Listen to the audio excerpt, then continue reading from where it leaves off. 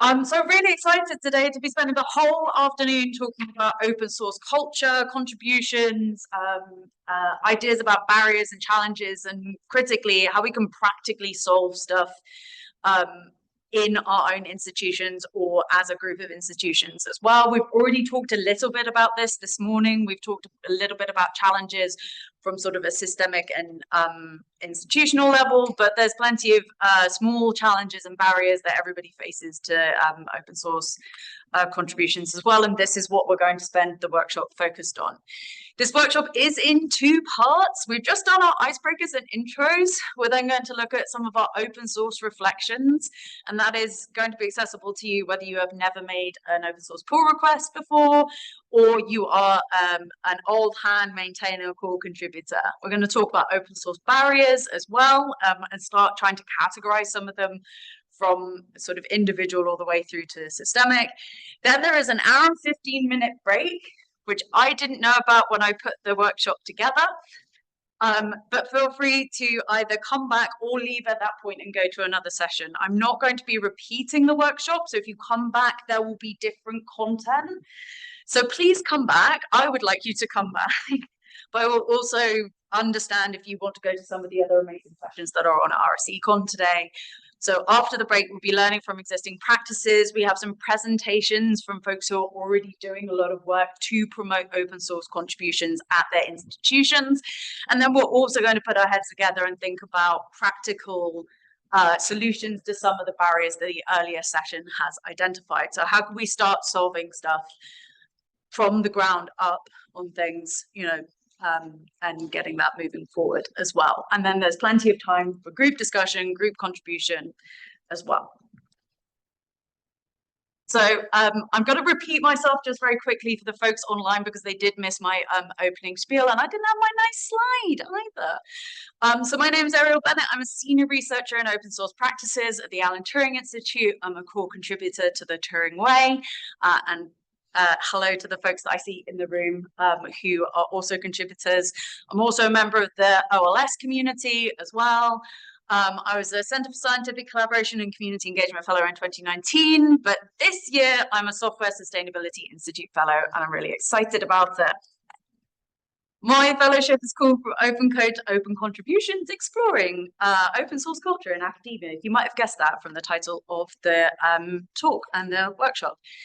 There is a lot of work. We just spent the morning talking about various different aspects of open source software, open source scientific software in academia. There is a lot of work and a lot of excitement at the moment about thinking about how to improve the quality of it, how to improve the sustainability of it, how to improve the maintenance, how to tackle some of the challenges that we face.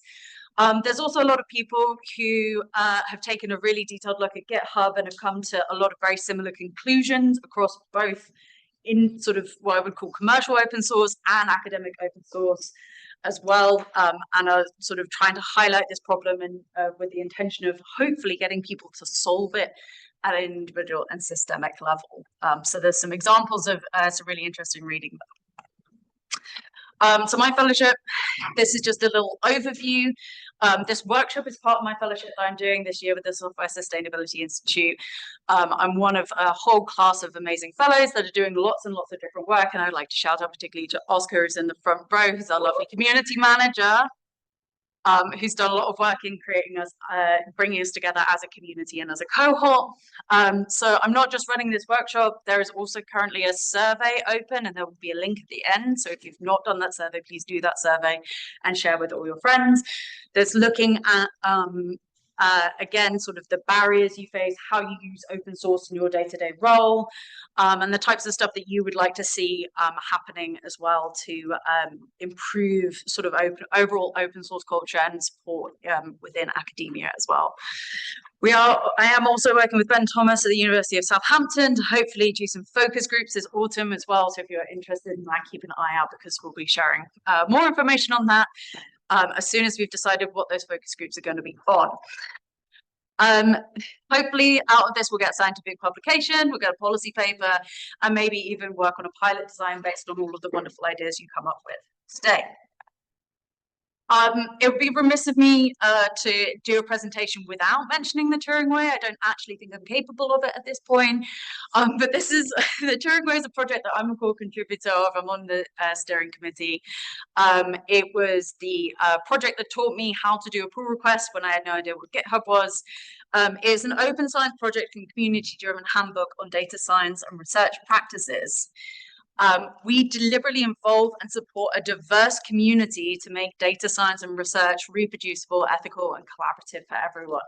But there is a secret hidden second goal, which is to get people who have never done a pull request before and don't think of themselves as programmers or technical necessarily, to understand the process of contributing to an open source project, to understand the process of going to GitHub, to opening a pull request, to having something reviewed online, and then also merging it as well. So I learned how to do a pull request on the Turing Way, and then now I teach people who have never interacted with GitHub before how to also do their first contributions, with the intention of giving them some skills and confidence to go away and take that to other open source projects and make their own contributions and hopefully build that foundation for maintenance in the future.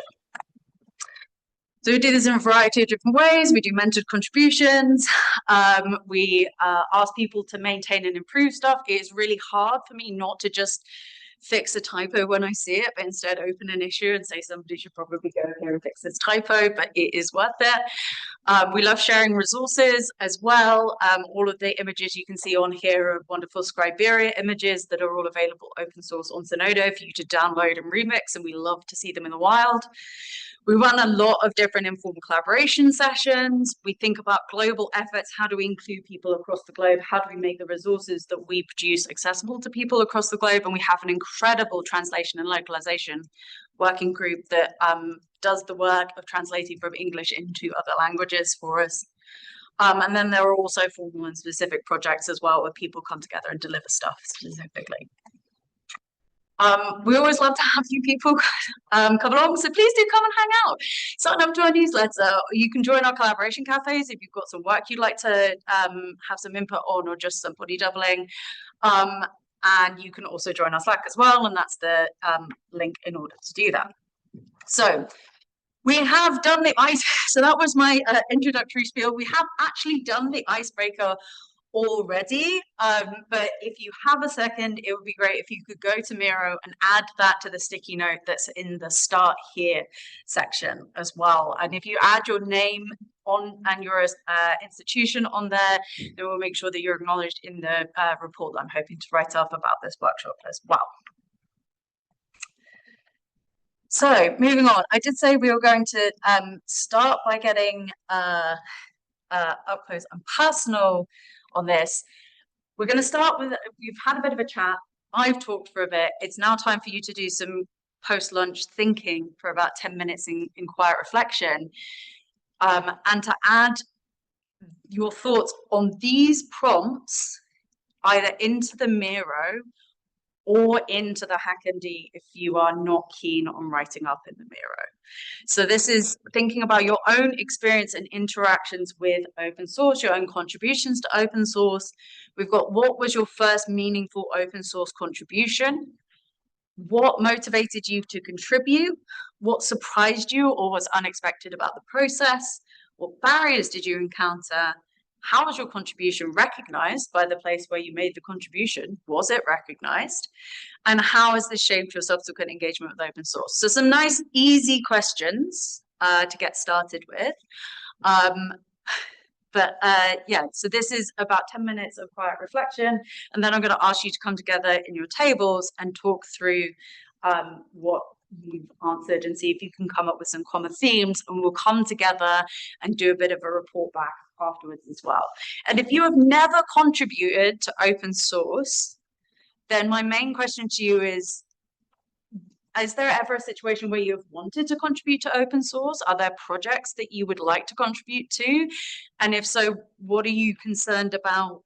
What's holding you back from that? So if you've never opened a pull request on a project that is under an open source license, why is that? And where would you like to contribute? What would you have liked to have done? How would you like to answer these questions in the future at another workshop?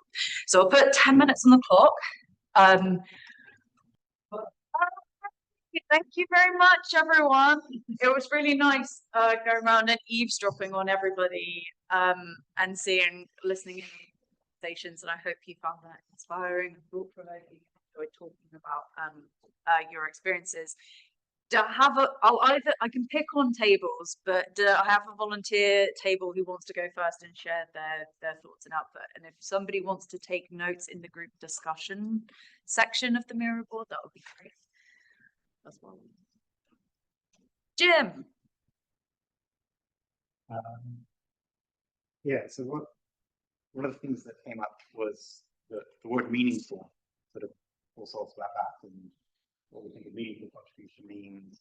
And it's interesting so that sort of permeated all different levels of experiences. And I think, well, it's a non-code contribution, is that meaningful? Writing code for projects. So I think that sort of influenced how people answered that question. But I think we all sort of had examples of contributing things, whether that's text, so that's information, bug fixes, adding figures, and so on. The motivations for doing it was interesting. It was quite, I'd say quite sort of altruistic, but I think we also felt quite motivated to fix problems, especially if we're having problems, but also fix problems for other people. And that idea of what we're doing is benefits other people as well. Sort of benefit is shared that way. Barriers, some things that came up. I think it's a really interesting one. The sort of conflict between what you as an individual contributor want to do and maybe what the project wants and where the project's going. So maybe the thing you've done is actually it's really good, it's brilliant. It's just the maintainer says, well, that's the time it belongs here. That's not where we're going. That kind of political thing can get very tricky and yeah, be quite demotivating. Also, some projects there's a huge amount of sort of groundwork to do before you can get involved. Code styles, you might have to understand their roadmap, and so there's a lot of work to do even before you get to the stage of making contributions. In terms of recognition, there's lots of sort of informal stuff. Someone says, "Thanks, that was good," which is nice, but also some more sort of concrete things, whether it's GitHub sort of being there, your commitment to you, using DOIs or things to you, which we recognise is actually quite helpful. So if you want to present something, you can say, look, here's something where you can see it's verified that I did this. But also, that was sort of affected that though those recognitions are nice, a lot of the joy is just making the contribution itself and getting something merged, like the knowledge that you fix something. The future away contributions, and so great all contributors bots and shouts out the community things there. Thanks very much, Jim. Who would like to go next? I've got David and Chris. Yeah.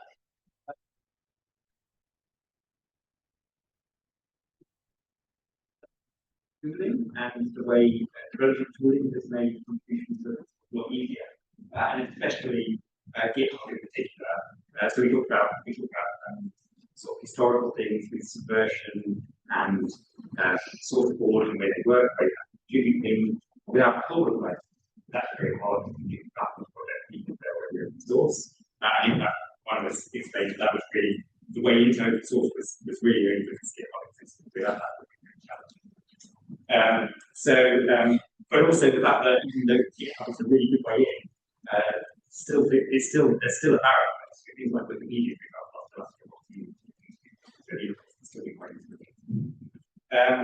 we talked about what else we talked about? The kind of the breadth of requirements. requirements that are now expected of open source projects can be barriers. So the fact that you have to set up continuous integration, the fact that you have to kind of set up all these things on GitHub can still be, especially if you're a PhD student, such as coming into a project can be a challenge. But even getting onto GitHub is a good start. So you know that should kind of be acknowledged. What else we talk about? We talk about the fact that having a welcoming community is really important, and that is the motivation to contribute, but it's also a barrier if it's not the case. The fact that things like code conduct can help with that, but can be difficult to retrofit onto a historical project. And I think what else we talk about? We also talk about the fact that things like commercial ambitions, the AI can also be a barrier to opening up projects. So there might be a desire to make all the money out of the project sometime in the future, which might prevent a project being made open source. Or there are almost the reverse of that, concerns over code quality that mean that people are not happy to release their code open source because they think it's not quite yet good enough. It never quite gets good enough. So I guess we concentrate on our barriers. You're well set up for the next exercise, which we're going to do, Greg. I said that last week. Everyone put their hand up if you've ever written any code that's good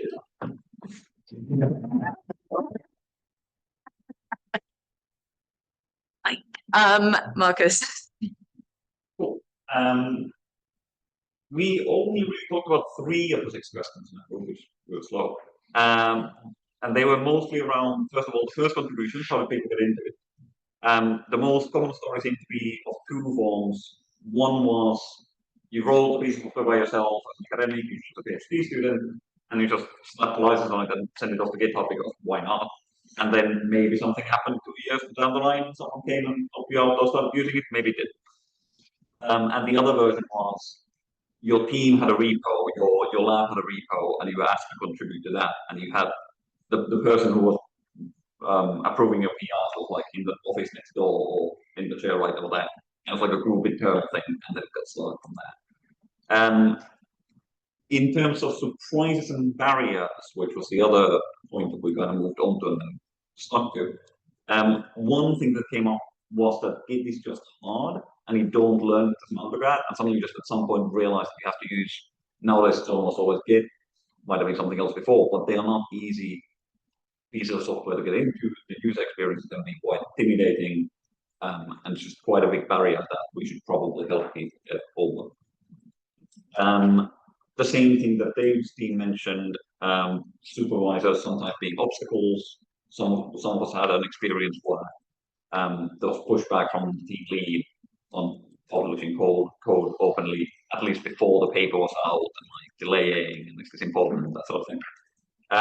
And then we all agreed that there was a big step change from going from just writing your own software, making it open source, or writing a team software, making it open source, and submitting to a PR to like a large, managed, many users, many contributors, somebody reviewing your PR who you never met, they are contributors to it, and that sort of software project. It was almost, at least in my mind, and I think a lot of people agree, it was a bigger step than the first time you just put a license on something and send it to GitHub.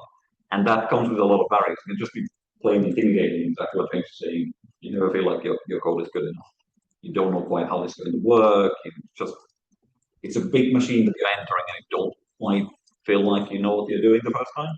And that can really help people out. Anything else that I neglect mention? Thanks very much, Marcus.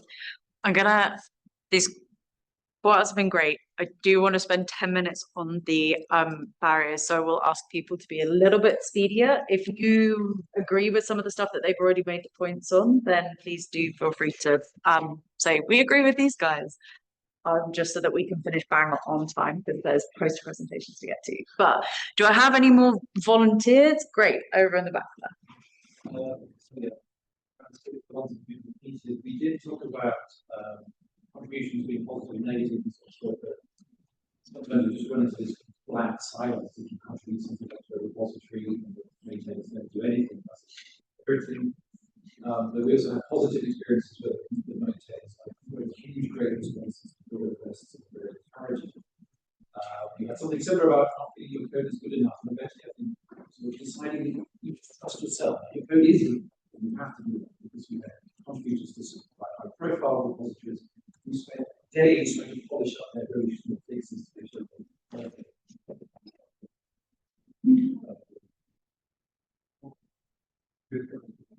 Good first issues, yes. So welcoming community, good first issues, I think, just not only give someone something to actually get their teeth into, but also just show that the community is actually welcome. Where you come to the trouble of marking some of the issues.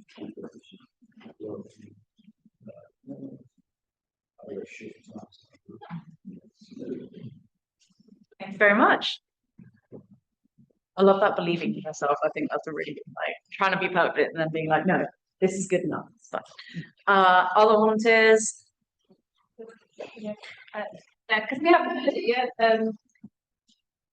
We talked quite a bit about what is open source, and we were sort of talking especially a little bit to include open projects like the Turing Way, like see they are open source projects or not, and also the different ways to contribute, so opening issues, managing communities, contributing to documentation.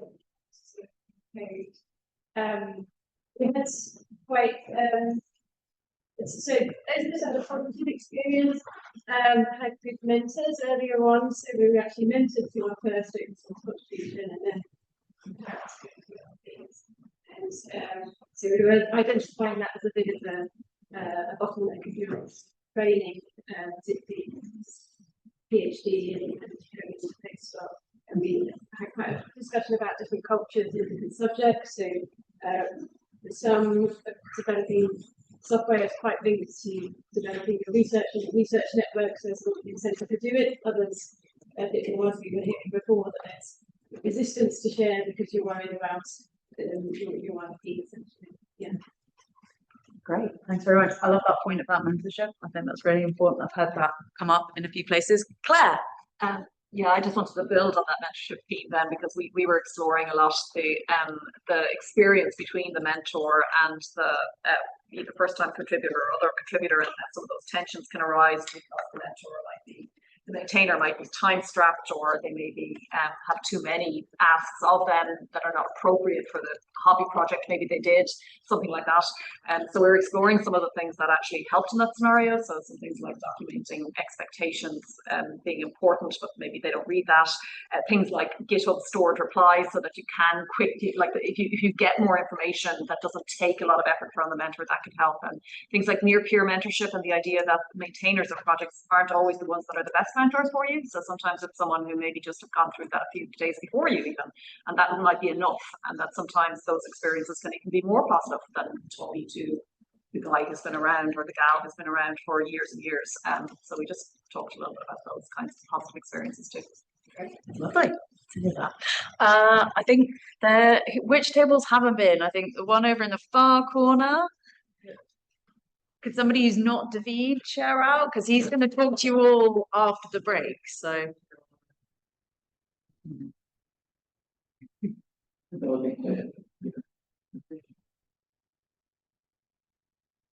We can report on Okay, all right, fine. Who from this final table? Thank you, Simon. Yes, so we had a round discussion on this topic, which is perhaps good out in open source. So, to get the patients to be very on one line, though we get that comments and we're studying word that morning, to something a legal code online may or may not have documentation, but it definitely does. Then I could actually chat about the open source software, actually how they work, how they, what requirements it has. People would put that. And then we had a bit of what contributions to the external and how this can require contributions by email, which obviously works. People said it 20 or 30 years ago. It's not exactly user friendly. Thanks very much, Simon. I love that. Still some very old school practices out there. Okay, I think that's all the tables. Yes. Okay, wonderful. Thank you very much. We only have one person online who is listening in, so I'm not going to ask them to report out. But I'm glad that we had the chance to report out. A lot of you were talking about barriers, and I will say that we have had a bit of a conversation. You know, it's been a theme of some of the conversations and the sessions that we've already had. So, for example, the session before this one was had several questions that were sort of thinking about the challenges of recognizing open source contributions in academia and how we can solve it and things like that. So this is back to the Miro board or the shared notes document. You've had a conversation about your own personal experiences. I would love if we could map some of the specific barriers either you've personally experienced or that you've seen or witnessed. If you repeat everything from Amanda's talk or regurgitate stuff from the discussions we did earlier, that's totally fine as well, because we don't have 30 minutes to do this. We have 10. We will be finishing on time. Cannot stress that enough. Over to you to discuss the specific barriers to open source contribution in academia specifically. So we're not too concerned with commercial open source unless that impacts on you as an academic or you working in an academic space. Either from personal experiences or observations. So you don't have to share that you had this was a terrible experience for me and I got very stressed about it. If you don't want to, you can just do, talk about systemic stuff. And then in the Miro board, there are different categories for them. So technical barriers, having to submit contributions by email, for example, might be a technical barrier. Social barriers, submitting pull requests and then having them unanswered or acknowledged for several months might be a social barrier, or not knowing how to get started and needing mentorship. Structural barriers, the incentives to contribute, and then another bucket for anything you think doesn't fit neatly into any of these. If you can look at voting for some of the top 3 priorities, that would be great. Each group does have in the Miro board a different board for this, and I will just change my screen sharing, hopefully, so that I can show you what this actually looks like really quickly. So, oh no, I don't want to select it. Thanks, Miro. So you can see these boards here. These are the identifying barriers ones. We have different groups on here. You can see group 1. So we'll start over here. You are group 1. You guys in the corner are group 2. Group 3 down in the front. Group 4. Group 5. Group 6. Group 7. Group 8. Each one of them is numbered, so please go to the barrier, please go to the one that you are on. This is just to make sure that you don't all overwhelm each other by having different things whizzing around and you've got some space to talk. We will have 10 minutes and then we will close for the break. Thank you so much. I can tell that everyone could happily be here for another 20 minutes, but we have the poster lightning talk, so we are not doing a report out. However, if you would like to continue this conversation after the poster lightning talks, please do come back. It won't be the same session, cannot stress that enough. We've got some presentations. We'll be thinking about how to solve some of these barriers. But for now, thank you very, very much for coming and engaging in this first part of the workshop. Please do go to the poster sessions upstairs. That's where I'm headed shortly. And thank you, and hopefully see you all again later. I'm just going to remind people where we are. So before the break, we had a really great time getting to know everyone. We talked about our own open source reflections, so about the ways in which you started contributing to open source, how that was received, how it made you feel, and some of the barriers. There are a lot of barriers that people came up with in various different convolutions. We ran out of time to talk about those, but we have had a lot of excellent discussions on some of the challenges with open source today.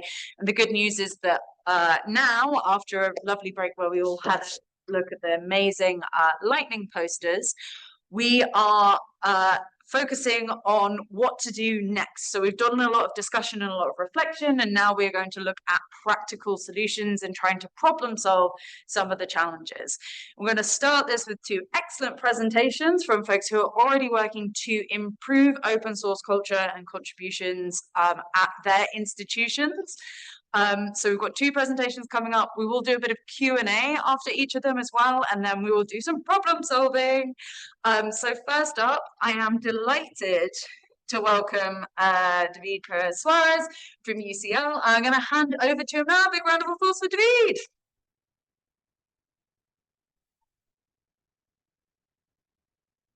Oh, good afternoon. All right, so at UCL, we're building an open source program office that is a kind of a office inside the institution that tries to advocate for open source.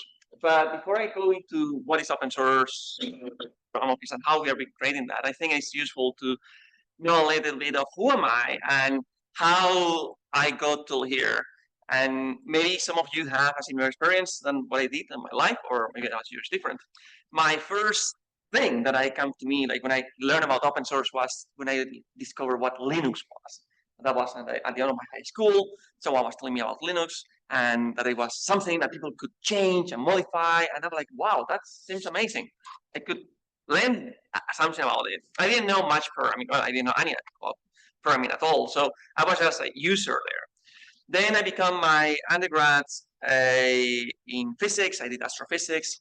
And there, the only thing that we were taught as programming language at the first 2 years was Fortran 77. And I'm not that old on paper. So they were not even real programming there, right? It was more like something there. But then on the astrophysics part of it, we were learning more about how to write scripts, how to use a tool, which for me is still amazing. It's called IRAF, which is for astrophysics image processing. And it was all, that was also open source, and I was learning about that. But they were also teaching us a programming language, which I'm not going to name because it's produced brain damage in my head. It's a very bad programming language, used a lot in astrophysics back then. And that kind of, it was very expensive language as well. So that was, I have an itch there, like, why they are using this language, this thing that we need to use. And my frustration was like, when I finish here and I go somewhere else, they might not have that language and I will have to learn something else. Why didn't teach something that can be everywhere and everyone can use? So yeah, that was there. Python was there, the Python law appeared later, but I was not even yet into Python then. I started my PhD and I did my first contribution to open source software around 2006 on a tool. I think it was Amarok. It's a MP3 player. It has some kind of a lyrics plugin there, and there was something wrong. I was thinking about what it was wrong. I don't remember. I fixed it. I didn't even know what programming language was that. I fixed it. I sent the patch through email. That was not GitHub then, or if it was, I didn't know about it. And I get in here some unable to establish secure connection to Zoom. So I don't know whether we have lost the Zoom people.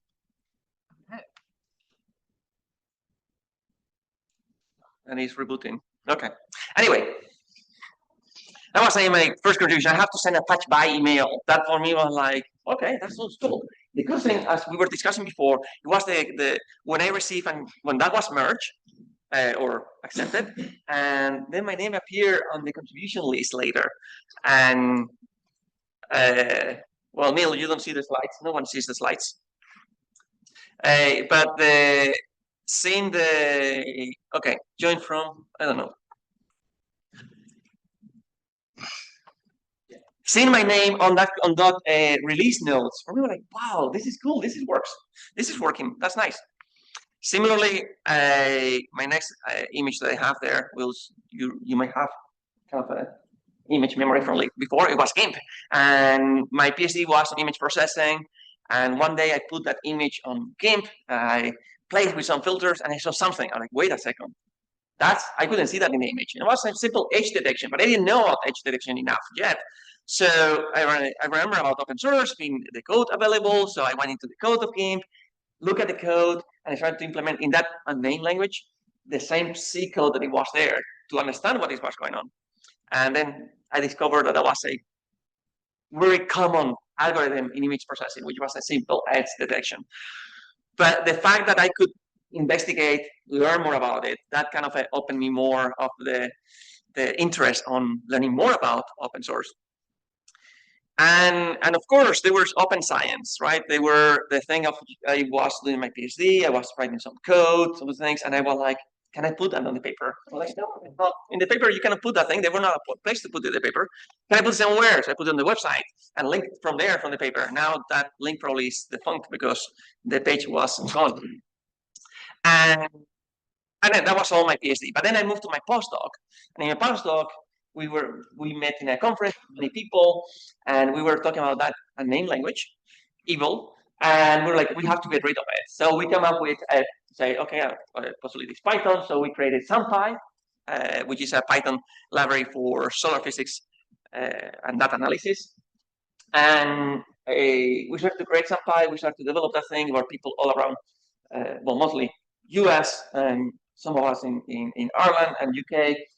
And they were ESA, the European Space Agency, have a program which was based on the Google Summer of Code, which was Summer of Code in space. And we joined them first. We got a student working with us. We got a lot more momentum. And then later, we also joined the Google Summer of Code, and we got a lot of momentum over the years, with many years. I think that this year was the first one that we haven't had a student since 2012.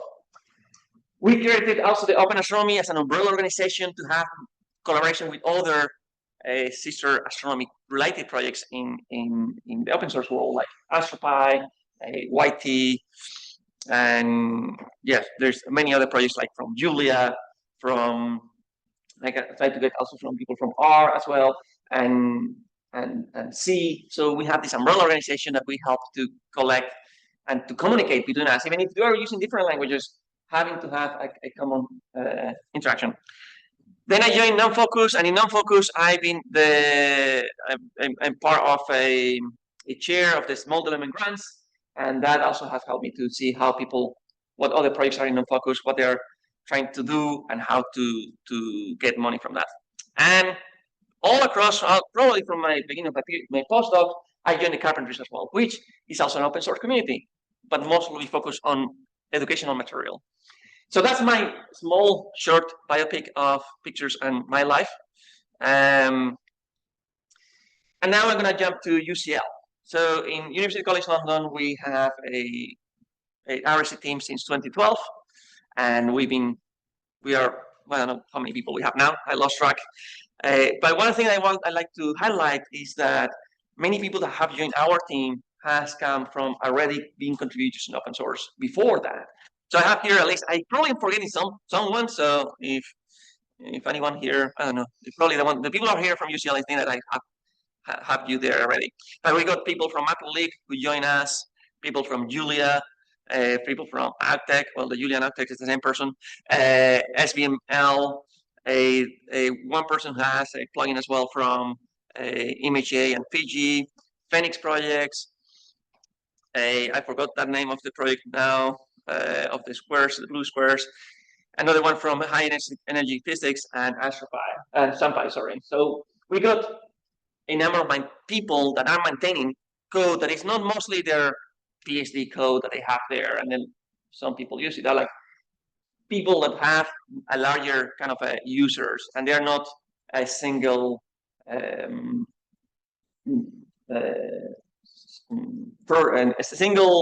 outcome that they want to do, but they have like a many number of users. So that helps to us and our team to really understand the open source community, understand the open source maintenance of burden that can produce in people, and how to manage that in a way. And then on the side we have what as university, like our team, what kind of things we have done to promote open source. And one of the things that we promote open source, like any RSC team that comes, some researcher comes here to us and saying, we have this program, I want to make it better. And we tell them, do you want to make it open source? This is the benefits of making it open source. And there's some problems there. Some people are saying like, oh, my code is going to be a scoop, or they're like, yes, let's put it open source. And I expect the community will appear around it without any effort. I'm like, well, no, really, we have to do some work on that. And to do that, also in our team, we have produced a set of programs. So the Open Source Software Sustainability Funding in 2022 provide people in UCL with a small budget of £10,000 for them to work in their software. In the 2023, internally inside ARC, in our department, we got the open source toolkit research team, which it was a small budget for us to work on that and on different things on open source that we can do internally. And with that, I will say what happened afterwards with the money. And we also got internally seed funding for projects in ARC. And one of the things that we are doing is also to do with open source.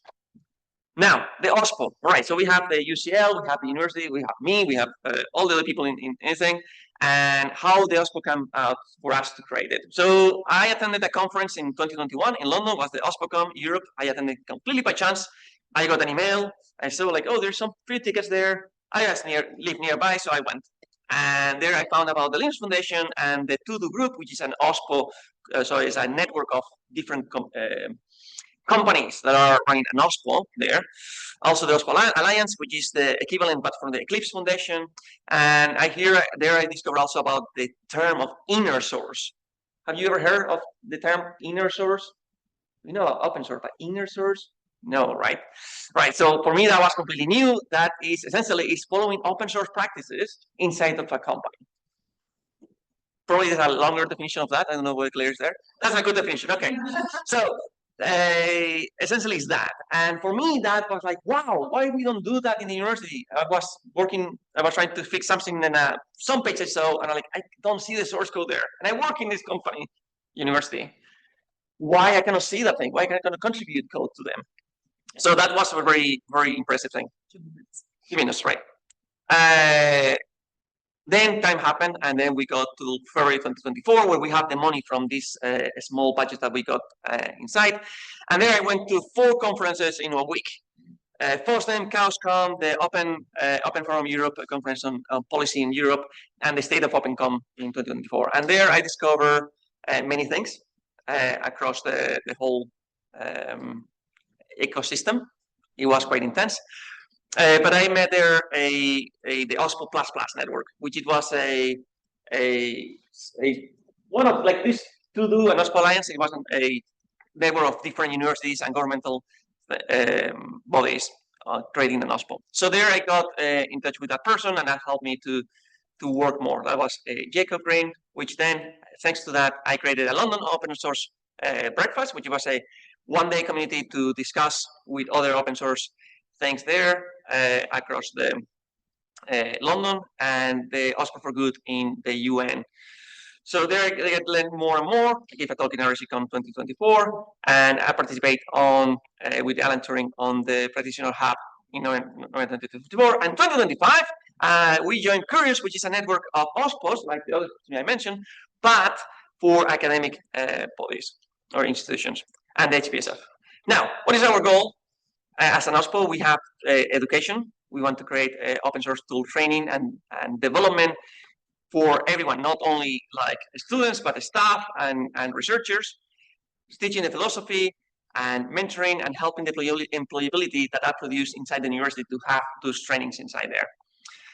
And the research, open science, reusability, maintenance, that's the same problem that we are all familiar. And that was also something that we want to push. And also infrastructure. What things in the university are running that have to be open source?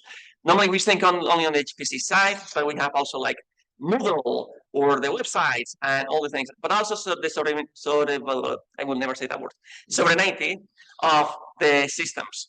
You are running probably different things. What happens if they close it down? And policies and collaborations. Now, what we are doing soon is the metrics. So for doing that thing, we have to show how that works, why the things are important for the university to take us seriously and do that. So with the money that we got from the internal funding, the internal seed funding, we're going to be how we measure how the software is created inside the university, but also how our people in the university are helping other places outside, and measure that so that we can say, look, those things are useful. We have people helping in libraries like Matplotlib or SunPy, whatever. How we can measure that show that to the university, and then they can support us. And that's it. I will shut up.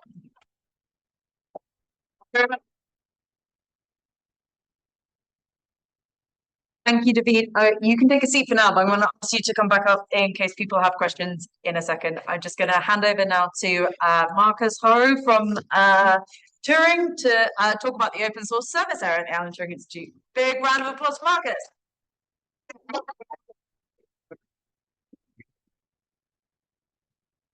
Thank you all, and thank you, Arielle.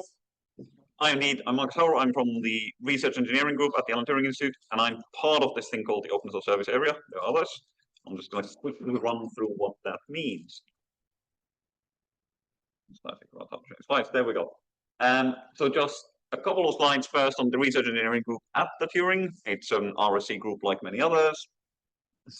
The picture is a few years old. I think we're about 40 people now, coming from various backgrounds, working on all the different projects at the Alan Turing Institute where they need people with software and data science expertise. We bring in that expertise.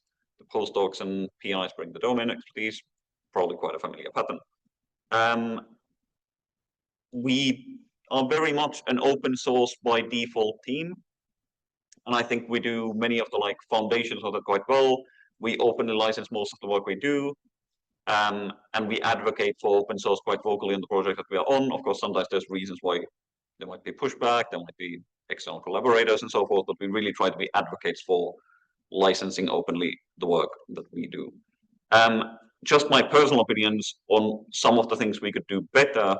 We could do more upstream contributions, and we could maintain our packages a bit better. I think we contribute a bit too much to what Ahmed Brook in the morning called the GitHub wasteland, which I really like this term. I'm going to use that. So there's a lot of projects we are on for a couple of years. We write something, funding dries up, we move on to something else, no one's left to maintain it, that sort of thing.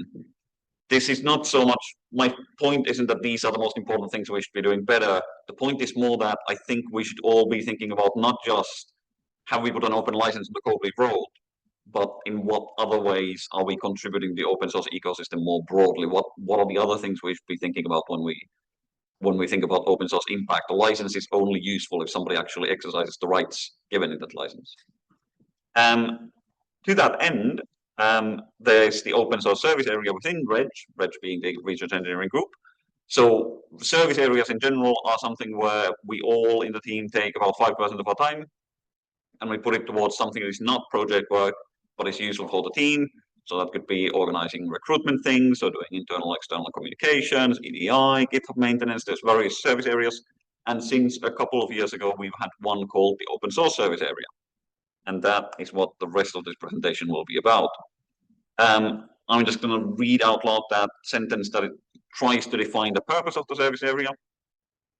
We work to make Reg a better open source citizen by contributing and enabling and encouraging the rest of Reg and the Turing to contribute to the wider open source ecosystem.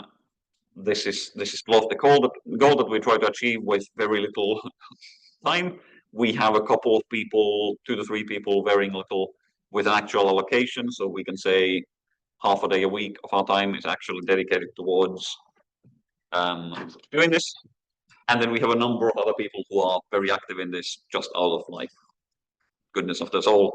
And we have a lot of people who come to our events and take part, but the core group is quite small. Can we move on to the next slide? Oh, I can take a moment as well. So I'll spend the rest of the talk talking about the various things we've done to further this goal, and you can judge for yourself whether that makes sense and whether we've been successful. Thank you, Arielle. Yes, looks good. One of them is hack sessions. So one thing we commonly encounter is that we find an upstream bug, we find an issue we want to fix. We would like to give back to a thing that we depend on, but we don't quite find time for it. It could be part of our role, but it's hard to fence off time. So we organize this thing where once a month we take a Friday afternoon together, book a room, sit down and do those upstream fixes, those little bug fixes. Sometimes just reporting issues or developing minimal reproducing examples, that sort of thing. We say it's for upstream contributions. Really, we are not strict about it. We do all sorts of open source work in those sessions. Often people come in and they, for instance, have a package they used to work on in their academic life previously or in a previous project in their current role, and they feel guilty about not fixing a bug that somebody's reported. they take this time to do it. Just helps to fence off time in your diary and sit in a room together and do it as a group. And it's also more fun that way. Friday afternoon, end of week vibes. Typically about 5 people a month, varying costs. Some people come every month, others show up when they have something to work on. And obviously we look cool while doing it, because why wouldn't we? Another big project that we've taken on is we wanted to analyze our GitHub data. So the Alan Turing Institute has most of the work we do in repos on GitHub that are under our own organization. It's kind of like easy to draw a fence around. These are our repos. Most of them, there's exceptions to that. And we wanted to ask questions like, how are we doing in maintaining our repos? Do we have a lot of repos where we get external contributions or like issues created and nobody's attending, that sort of thing? Do people engage with our repos? Do we get external contributors? Which repos do, which don't? Does it depend on whether they have a contributing.md in the root folder, that sort of things? We are data scientists, so we of course want the data, want to look at it quantitatively. To this end, we picked up a tool called Grimoire Lab, developed by Chaos, that is meant for doing these sorts of analysis. So it downloads a lot of data from GitHub and makes data dashboards that shows things like, can you see my mouse? Yep, like this plot, which I'm not pretending that you can actually read. Oh, that went too far. That shows pull requests by whether they come from within the organization or outside the organization, or from within our reg team or otherwise from the Turing, and just to like try to quantify what are the patterns in our data on GitHub. The other plot above it is which licenses do our repos use, how many don't have a license at all, do we use copyleft licenses, that sort of thing. I could talk, this could be like a talk in itself. Come talk to me afterwards if you're interested in this. We also learned a lot about how to use Grimoire Lab well, what it can do and what it can't do, and we're now kind of trying to decide where to go from here. It does a lot of things well, but it didn't quite do all the things we wanted, so now we have to lean on the GitHub API a little bit as well. We did learn a bit about the usage patterns, but I feel like we haven't fully made use of the data yet.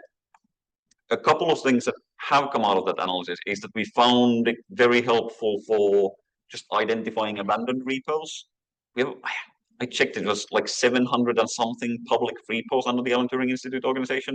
You can guess that not all of them are fantastically well maintained anymore. So we've been going through a drive of archiving them, just finding ones that like no one's touched them for 2 years. We should probably mark it as read only. Don't expect maintenance. Still leave it there. Someone might find it useful. You can still fork it. You can use it.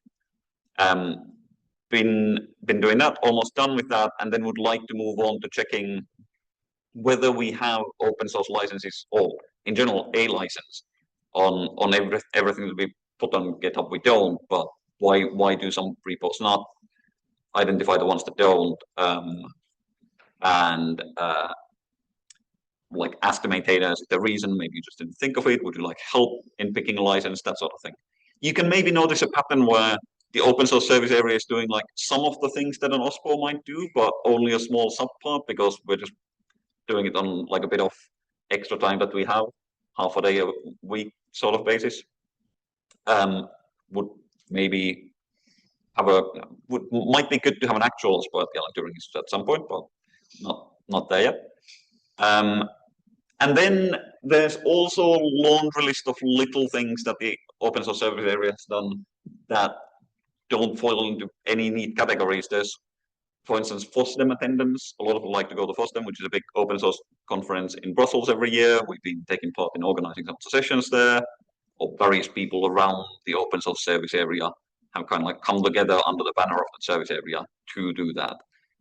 We do internal and external comms. We've organized some talks on open source, how to pick a license, that sort of thing, some blog posts, collaborating a lot with Arielle's team at the Turing called Tools, Practices, and Systems, which is all the research community managers and research application managers. Of course, are very much like aligned with the open source service area and goals, and doing things like recently, and this, by the way, something I hope most people would be aware of, UKRI has a draft data policy that they are writing at the moment that is going to dictate things like how should you publish data that comes out of UKRI funded research, including how you should publish source code that comes out of UKRI funded research. And they're in the middle of, well, a consultation period finished. There might be a second consultation period coming up keep an eye on it. That's something that we took part in, like drafting an institutional response to.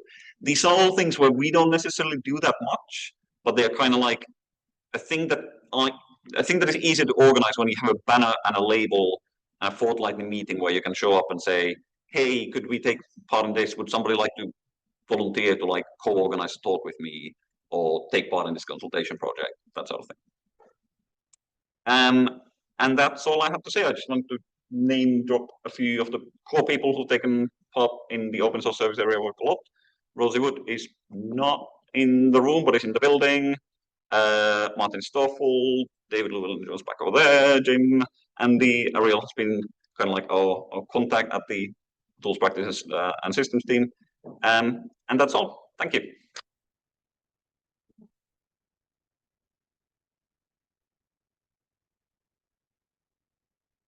Thank you very much, Markus. You can sit down if you'd like, but I will just open the floor really quickly to any questions that folks have, either for David or for Markus on their presentations.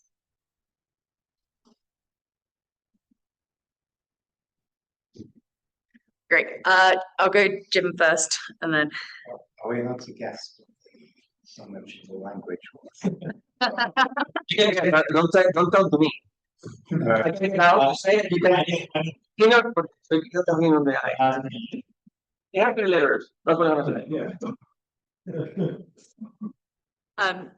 I'm going to take Neil's question from online first, and then to the person in the blue t-shirt behind you, we'll go to you next.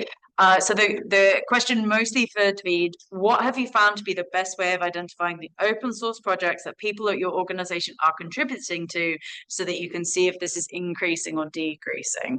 Well, that's what we're going to look at. So similar to what Markus was saying, we're going to use probably the similar tool that change so that we can look outside our things, and that's what we're going to look at at the end of September, and we will report back. Great, thank you. And then you had a it's a comment actually, so I apologize, but just to connect this to the session that earlier today, we were talking about barriers to open source, and it just occurred to me that it's so confusing when you're navigating the open source landscape to find all these repositories that look really polished and amazing, but actually haven't been updated in years and are not actually maintained. And it's very confusing for people that haven't experienced that the whole way before. So I'm just to kind of say, yeah, that's like a brilliant thing that you guys are doing. I think I need to bring that back to my organization. So yeah. Great. Any more questions or comments? Take comments as well.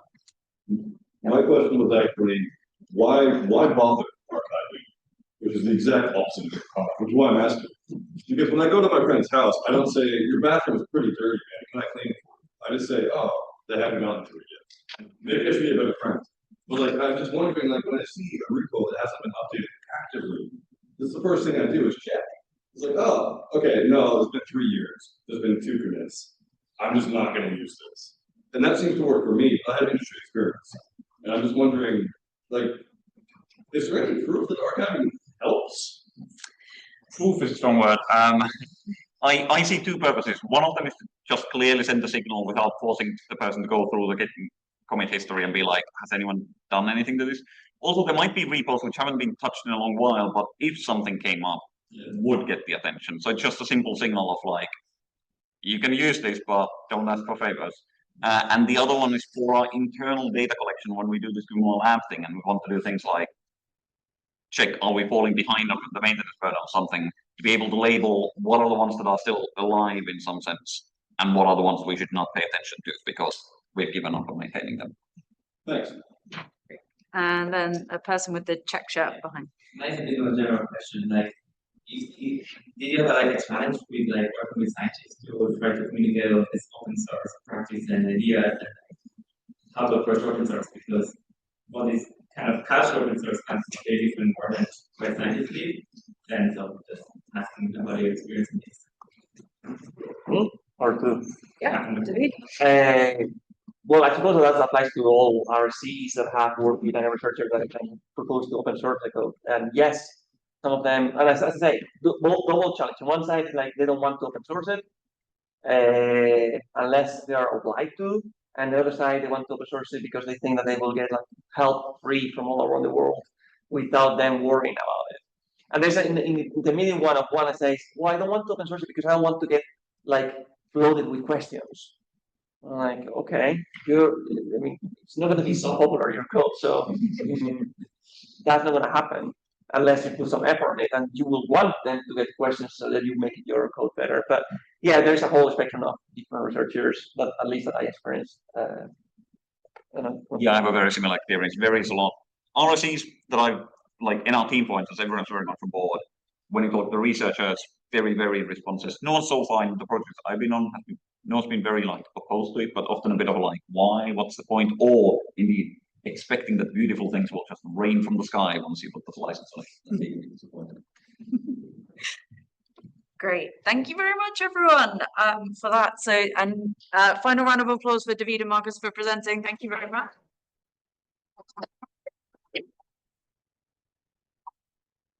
Great. Hopefully everyone's feeling ready to chat to each other, because we are going to move on to the practical intervention section, which I'm very excited about. So if you were with us before the break, we had a very, very quick session on just sort of basically just throwing down as many open source barriers as we could think about. Now that we've heard from two folks and two examples of institutions and individuals who are doing some work to try and mitigate some of these barriers, reduce them, and improve and increase the amount of open source contributions in their institutions, I'm hoping you're all feeling really inspired about how to solve some of the problems we spent quite a bit of time discussing. So we are going to focus on open source barriers and how to reduce, mitigate, resolve them. So hopefully at least one person on your table has been able to access Miro. Can I have a hand up from folks who've been able to access Miro via the shared document? We've just got one table. I'll come over and help you. I think everybody else, at least one person. So at least one person on your table needs to have access to Miro to be able to map this. But basically, in each of your groups, there is a corresponding board from before the break that has a number of different barriers on it. I'd encourage you to start by picking one barrier from the session before the break. I confess you don't have to pick the one from the group before, but it's just helpful. And then brainstorm some ideas for addressing it. These could be at any scale. Dream bold, like, do we need to completely reform the economic system to solve it? Maybe. But put it down anyway, because if we don't say it out loud, maybe it doesn't happen. But consider the resources that we would need. Are there likely barriers or areas of resistance to actually solving this problem? Other folks that should be involved with or lead this work? And is there anything that already exists that could be scaled or adapted? Maybe you're like, actually, what we need is an open source service area in every institution, and that would solve this problem. So we can take inspiration from the OSPOS network, from David's work, and from the open source service area, for example. We'll do this for about 30 minutes-ish, and then we'll choose someone to report back. If you get through one barrier really, really fast, please feel free to solve more problems. We like solving lots of problems. And yeah, aside from that, does anyone have any questions on the activity? Okay. Wonderful. Thank you very much, everyone. We're going to look at me, I think, recursively for a bit, because my laptop has decided that it really does not want to go and connect to the internet. It said 5 to 5 is enough, it's done. So luckily, this part is verbal feedback. So I'm now once again looking for volunteers, and if nobody volunteers, I will pick a table and go from there. Here we go.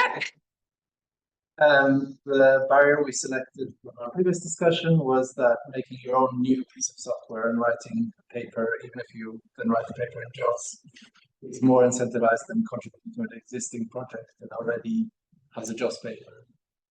And I think we would need some kind of political power, we discussed, and more to do this, like sitting on grant committees and influencing what kind of funding calls in academia are made, especially towards like maintenance-like contributions.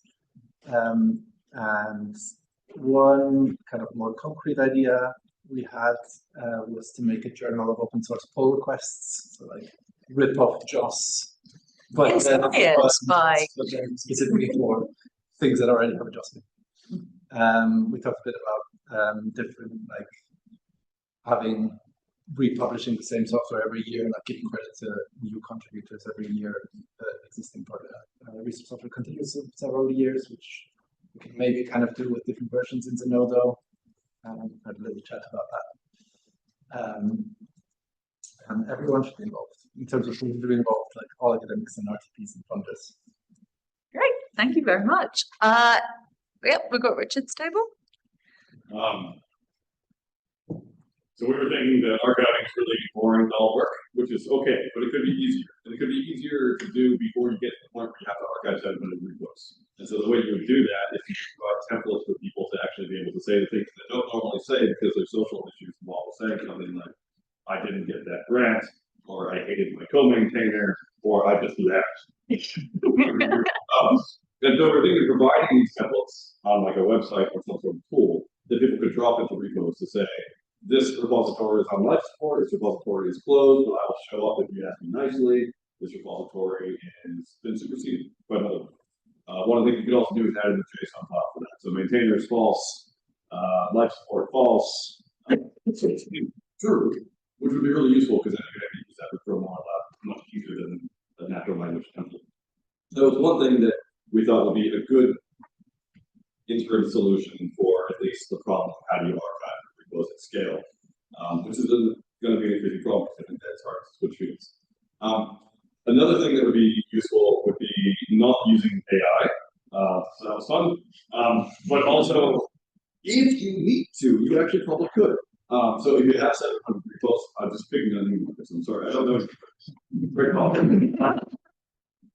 You can put all of them into an LLM, a local LLM, not a big LLM. So do it locally and then have it suggest to you triage things. We're not saying, you know, vacate part of your brain does keep judgment.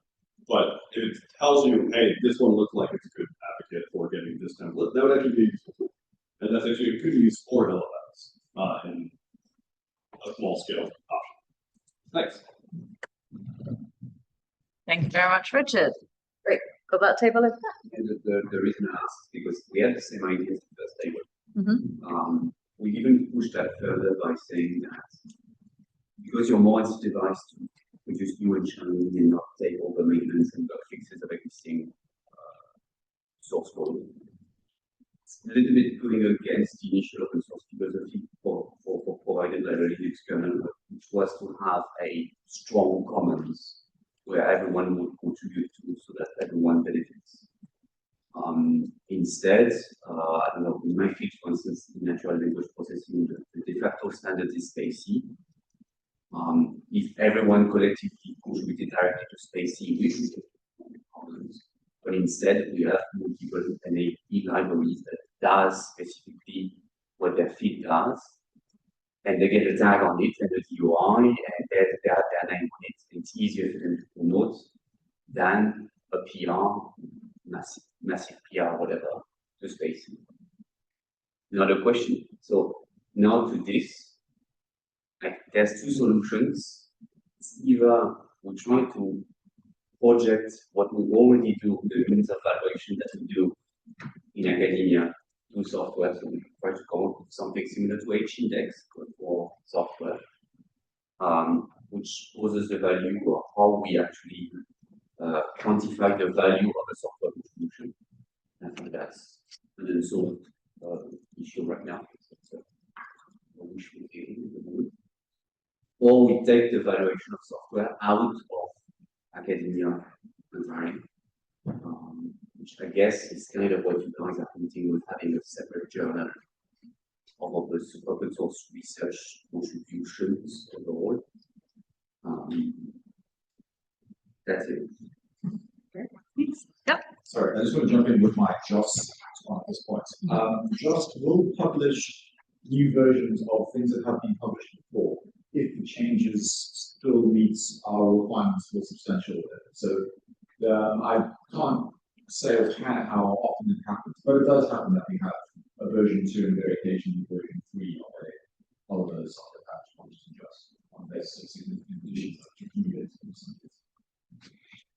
Thanks for the clarification, Warwick. Appreciate that. Which is the table who wants to feed back next? Yep. One of the barriers we selected was making a good PR takes more time than a good enough read. And I've read through that stuff. I don't think we defeated that barrier because it's always going to take more time to contribute upstream to some of your package than it is to just fix it for yourself. You know, because at the basic level, you can make that PR, but then never actually integrate the patch package. Some of the ideas where some of the problems were that not actually getting your contribution in, even after spending work on it, loses even more time.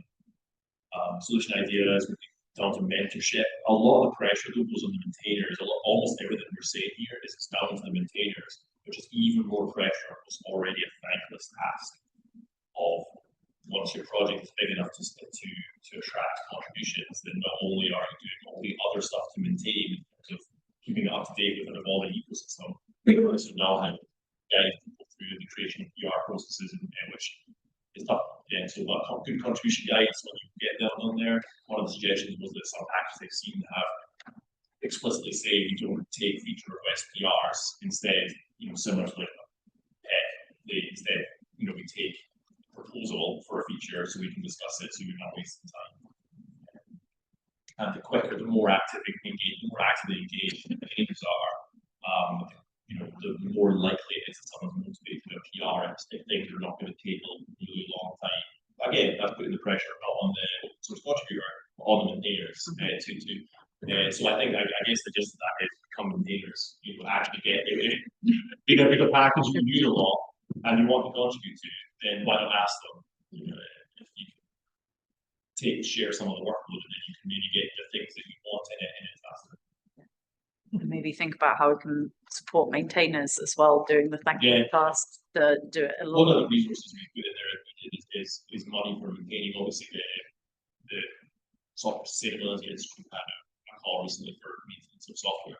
I suspect it was it was take a while to get something nearly enough money allocated to that in order to fund all the projects that require maintenance. So it still ends up being stuff that's maintained by volunteers who may have moved on to completely different fields in the meantime, but they're still going back and updating for Python 3.13 there, or often the latest map delivered on by, or equivalent in our their package maybe about 8 years ago, because they're the nice people, they're good souls.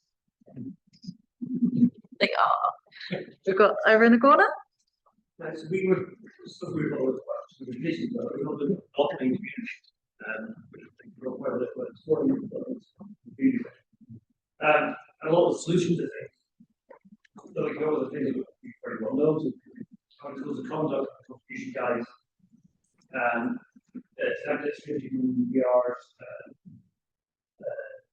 within those policies for responding to those petitions, at least give some silence.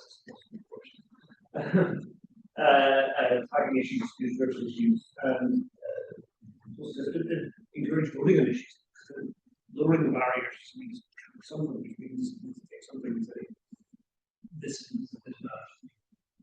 And that's all again, that's all on containers and community management, but with it. We talked at the end then about in the academic context. I mean, there's about an community or associated with an institution reflects about in that institution. Institutions can have policies these things.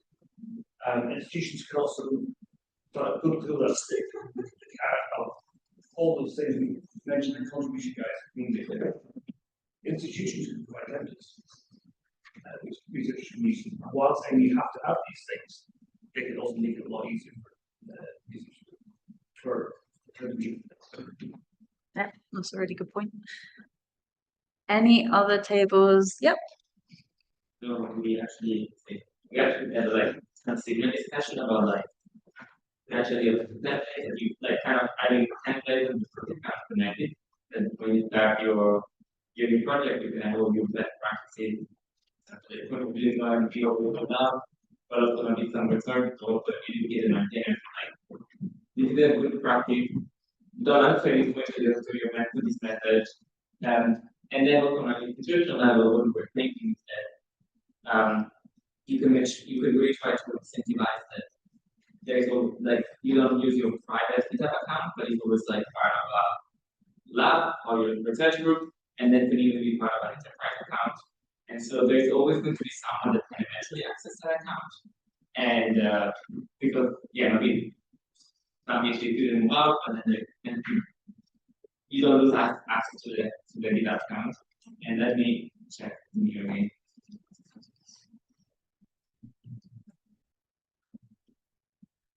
Oh yeah, and that I think also to lower the barrier, we thought that it could be useful to talk to people, to see other people. So maybe organize some kind of hackathons as presentation was doing before to kind of incentivize the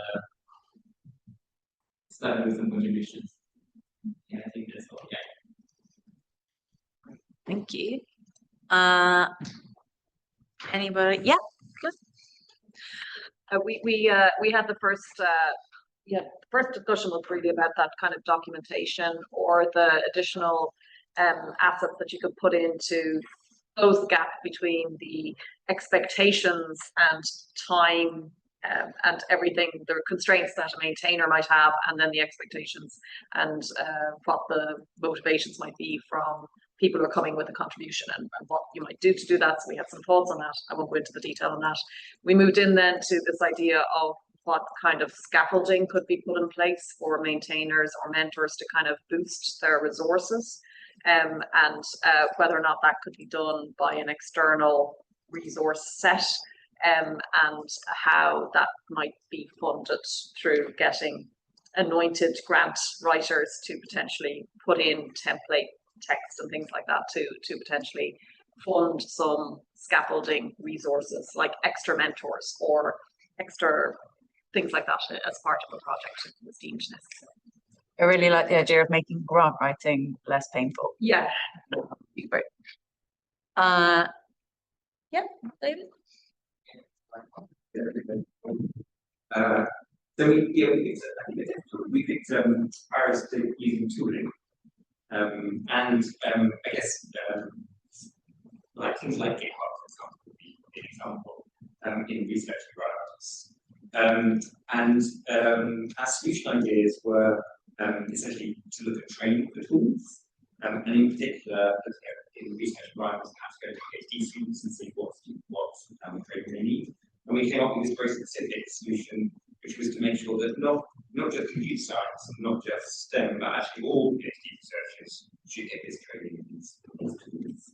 And we even came up with the course. It should be a course in software and research development and practice. So that should be a board.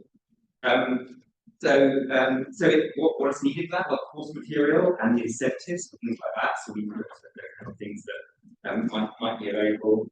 And we eventually concluded that really actually conferences are probably already out there to do this kind of stuff. And it could even be RSCs involved in the process of teaching researchers how to do this stuff. But in order to do that, there really needs to be some kind of not just advocacy from RSCs about this being needed, but also some kind of leadership from above to make it happen. And I think there were some nice examples that we came up with. So a lot of people in admin are from universities where they're already providing the carpentries, where it is training going to marketing to researchers, and in some cases there's actually really nice incentives. For example, PhD students have to do this stuff if they want to get familiar with the material in order to become trained teaching assistants on their courses. So there is actually quite Awesome. I really like that. And yeah, there probably is a carpentries lesson. And if not, that's probably a hack idea for next collaborations workshop, I think. Are there any tables that haven't responded yet? We have one great comment from Neil online, which is to say, I'll just add fostering an inclusive community as my answer to every barrier and leave it at that. So even though you can't be here with us in person, definitely thanks Neil for sharing that. I wholeheartedly agree. Great. Does anyone have any responses or other reflections, clarifications? Oh, we do something that's like that at the moment already. We are, to be fair, it is 5:10. If you've been with me for the whole afternoon, it's been quite a marathon. So I think I'm going to leave it there. Thank you very much, everyone. My final notice is I wanted to show a slide. We showed a slide for a bit, but my laptop has truly given up on trying to connect to the internet. So just behoves me to say a huge thank you, particularly to the Turing Way community, the OLS community, my folks who are here from the Turing, the Software Sustainability Institute as well, and all the people that I've had wonderful chats with already today. This has been a really engaging way to spend my afternoon. I hope you guys have found it all engaging. I have a survey that has over 160 responses on use of open source culture. It's covering some of these themes, but in a quantitative way. I would love more responses from Scotland and Wales and Northern Ireland. Currently, America is beating you. So just if you needed a bit of incentive to go and take that, I will share that in Slack. I'm going to write up all of this stuff. I will share it with everybody, and I would really welcome feedback. And if anybody wants to work on some practical stuff, you know, and has been inspired by this, then please do come and talk to me. Or, you know, I think we have a few other people in the room who are very interested in improving open source practices as well. But finally, thank you, everyone. A huge round of applause to you all. Have a lovely rest of your RSE Con.